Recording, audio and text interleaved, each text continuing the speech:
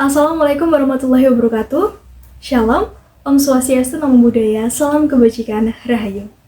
Perkenalkan, saya Melanie Destasari, mahasiswa dari Program Studi Pendidikan Bahasa dan Sastra Indonesia, Universitas Tidak.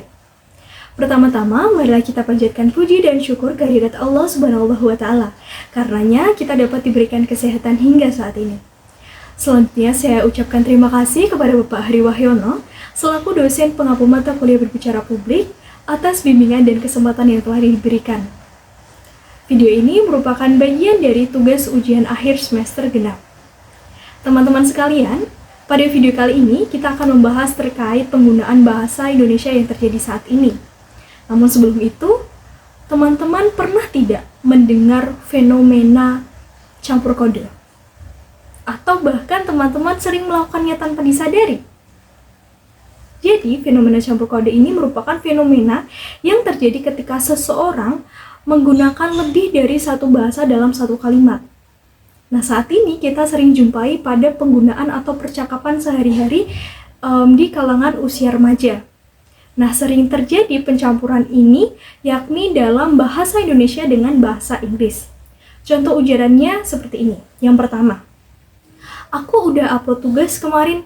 Kata upload untuk menggantikan kata unggah. Kemudian contoh ujaran yang kedua, kemarin sih aku udah download. Kata download untuk menggantikan kata unduh. Nah teman-teman, saat ini gaya bahasa seperti itu dianggap keren, modern, dan mengikuti tren.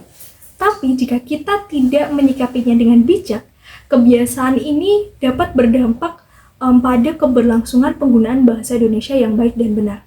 Nah, tanpa kita sadari juga, teman-teman, penggunaan bahasa campuran yang secara terus-menerus itu dapat menggerus eksistensi bahasa Indonesia.